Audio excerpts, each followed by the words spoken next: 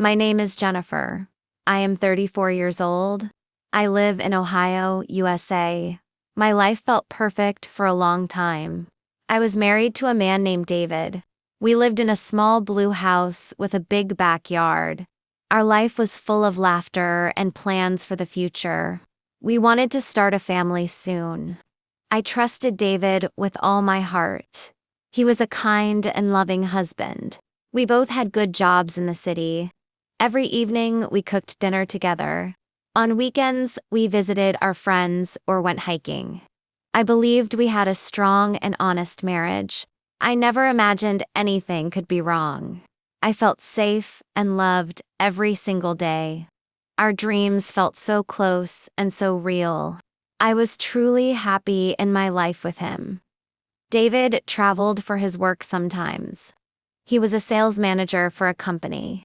His trips were usually short, just a few days. He would call me every night he was away. He always sent me sweet text messages and photos. I missed him when he was gone, but it was normal. I kept myself busy with my own job and our home. I would often paint the rooms or work in the garden. I thought these small trips were good for our relationship. They made us appreciate our time together even more. He always came back with a gift for me. It was a little tradition we had started years ago. I looked forward to his return every time. One Saturday, I decided to clean the garage thoroughly. David was away on another business trip to Chicago. I was sorting through old boxes of his college things. I found a stack of papers tucked inside an old textbook. There was a bank statement from an account I did not recognize. My name was not on it at all. The address on the statement was for an apartment in a town called Lexington, Kentucky. I felt a cold knot form in my stomach. Why did David have a bank account in another state? I tried to think of a logical reason. Maybe it was an old account he forgot to close. I sat on the garage floor, holding that paper. My hands were shaking a little. I told myself there must be a simple explanation. Perhaps it was for a project from his old job. David was always very organized with money. He handled all our finances because he was better at it. I decided to look for more clues before I worried too much. I went through the rest of the box carefully. I found a few more letters, all addressed to the same apartment in Lexington.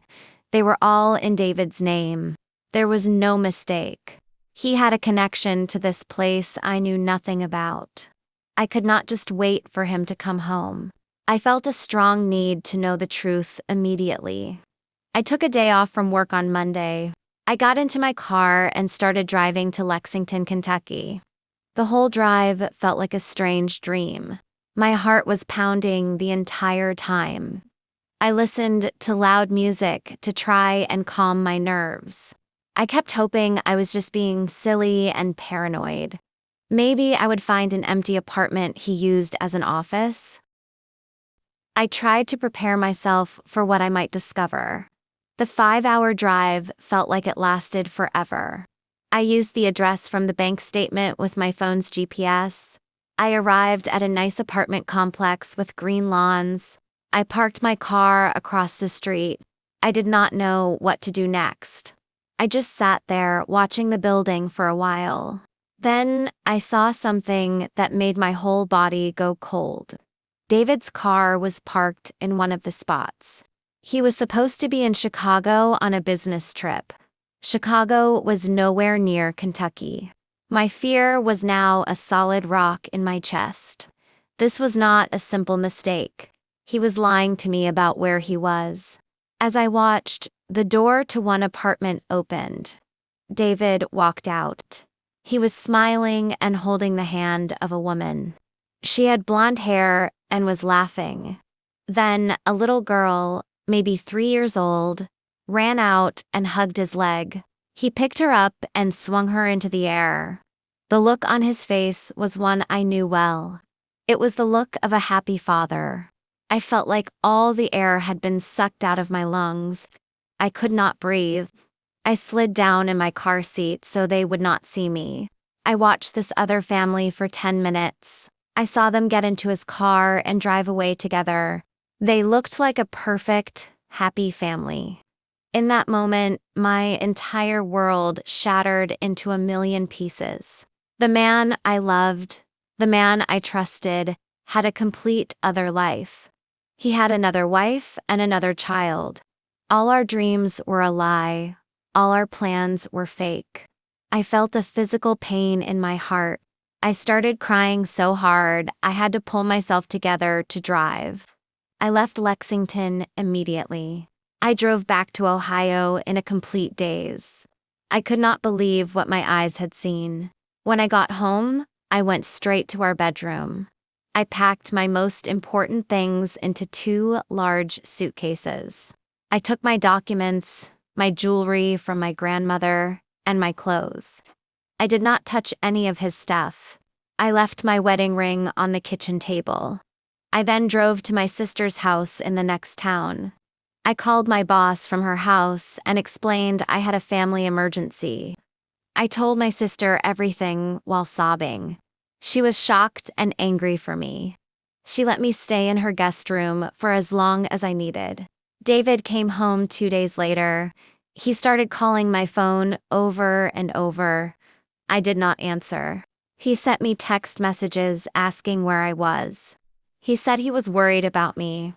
I finally sent him one text message back. I wrote, "I know about your family in Lexington. Do not contact me again."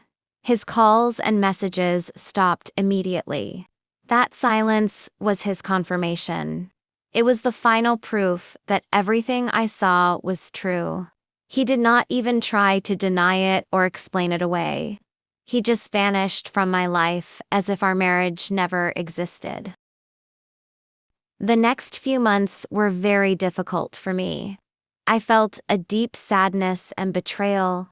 I started seeing a therapist to help me heal from the pain.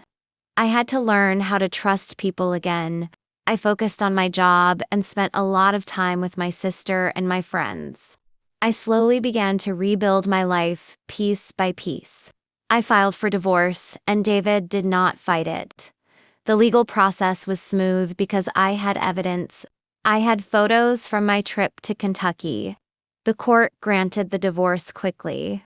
Now, a year later, I am in a much better place. I live in a new apartment that is just mine. I have a new group of friends who support me. I have taken up gardening again, and I feel peaceful. I do not think about David every day anymore. The pain is no longer a sharp sting. It is more like a faded memory. I am stronger now than I ever was before. I learned that I can survive something terrible and still find happiness. My life is different, but it is good again. I look forward to my future. I know now that my story is not about his lies. It is about my strength. Leaving was the hardest and best decision I ever made. I chose to respect myself and walk away. I will never let anyone make me feel that small again. I am proud of myself for starting over. My heart is open to new possibilities and new love. But for now, I am happy with my own company. I am Jennifer. I am 34, and I am finally free. My new life is just beginning, and it is full of hope.